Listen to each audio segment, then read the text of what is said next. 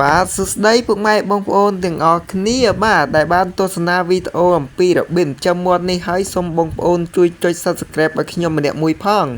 នឹងបានវីដេអូថ្មីចែករំលែកពីខ្ញុំជារៀងរាល់ថ្ងៃបងប្អូនទាំងអស់គ្នាបាទថ្ងៃនេះដែរខ្ញុំសូមចេញវីដេអូមួយទាក់ទងជាមួយនឹងការចិញ្ចឹមមាន់បាទសម្រាប់បងប្អូនដៃថ្មីបាទដែលគាត់មិនទាន់ចេះចិញ្ចឹមមាន់បងប្អូនអាចមើលវីដេអូនេះដល់ចប់បងប្អូននឹងចិញ្ចឹមមាន់ទៅគឺរស់តែម្ដងអញ្ចឹងទាក់ទងជាមួយនឹងការចិញ្ចឹមមាន់គឺវាអត់មានប្រវត្តិទេអ្វីដែលសំខាន់នោះតើបងប្អូនមានពេលវេលាហ្នឹងចិញ្ចឹមវាឬអត់បើសិនជាបងប្អូនគ្មានពេលវេលាចិញ្ចឹមទេបងប្អូន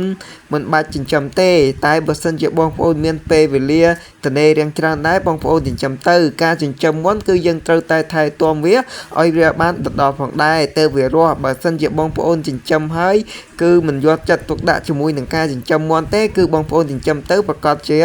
នឹងងាប់ហើយបងប្អូនទាំងអស់គ្នាបាទថ្ងៃនេះដែរខ្ញុំមកចែកវីដេអូចែកម្លែកទៅកាន់ពុកម៉ែបងប្អូនទាំងអស់គ្នាអំពីរបៀបចិញ្ចឹមមាន់អញ្ចឹងការចិញ្ចឹមមាន់របស់ខ្ញុំនេះគឺវាអត់មានឃើញថាវាមានងាប់មានអីទេបងប្អូនទាំងអស់គ្នាបាទហើយខ្ញុំត្រូវតែប្រើថ្នាំការពារវាជាប្រចាំបាទតាកតងជាមួយនឹងការប្រើថ្នាំមាន់ហ្នឹងគឺយើងការពារវាកុំឲ្យវាផ្ដាសាយបងប្អូនដឹងទេថាមាន់នៅក្នុងខែនេះគឺវាត្រជាក់អញ្ចឹង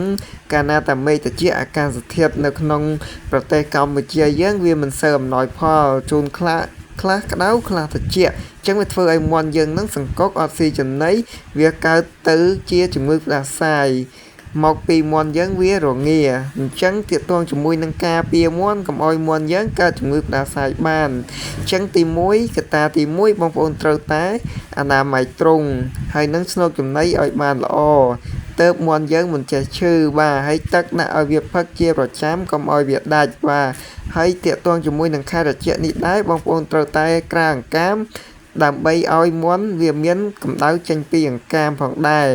នៅពេលយប់ឡើងបងប្អូនត្រូវតែទម្លាក់តង់ជុំវិញទ្រុងមាន់យើងហ្នឹងកុំឲ្យវាត្រូវនឹងខ្យល់អាកាសធាតុត្រជាក់វាធ្វើឲ្យមាន់យើងកើតជំងឺផ្ដាសាយផងដែរអញ្ចឹងបងប្អូនការពារប្រមាណចំណុចហ្នឹងឲ្យបានអញ្ចឹងមាន់បងប្អូនគឺមិនងាយឈឺទេអញ្ចឹងវីដេអូរបៀបចិញ្ចឹមមាន់នេះគឺងាយស្រួលទេសម្រាប់បងប្អូនដែលគាត់ធ្វើតាមគឺមាន់បងប្អូនហ្នឹងគឺអត់មានការងាប់ទេសម្រាប់បងប្អូនដែលគាត់ចិញ្ចឹមមាន់ដៃថ្មីគួរតែអនុវត្តតាមវីដេអូនេះអញ្ចឹងវីដេអូនេះសំខាន់ដល់ពុកម៉ែបងប្អូនទាំងអស់គ្នាបើសិនជាពុកម៉ែបងប្អូនចង់ចិញ្ចឹមមាន់ពុកម៉ែបងប្អូនត្រូវតែស្វែងយល់ការចែករំលែកនៅលើបណ្ដាញសង្គម Facebook ឬមួយក៏ YouTube នានាបាទទើបបងប្អូនដឹងកន្លឹះពីរបៀបចិញ្ចឹមមាន់បងប្អូនយើងដៃចាស់គាត់បានចែករំលែកជាច្រើននៅលើវីដេអូនៅលើ YouTube មិនថា YouTube មិនថា Facebook ចឹងបងប្អូនចូលទៅតាមដានចុច Subscribe ឲ្យគាត់ម្នាក់មួយទៅវីដេអូបងប្អូនវីដេអូបងប្អូនពេលខាងchannel គេផុសទៅបងប្អូននឹងទទួលបានមើលមុនគេអញ្ចឹងវីដេអូនេះមានតែប៉ុណ្្នឹងទេបងប្អូនទាំងអស់គ្នាបើសិនជាមានអត្ថប្រយោជន៍ទៅដល់ពុកម៉ែបងប្អូនទាំងអស់គ្នាបងប្អូនជួយចុច Subscribe ឬមួយក៏ចុចពាក្យថាជាវនៅលើ Channel របស់ខ្ញុំម្នាក់មួយផងនឹងទទួលបានវីដេអូថ្មីជាមួយខ្ញុំជារៀងរាល់ថ្ងៃអំពីការចែករំលែកអំពីការចិញ្ចឹមមាន់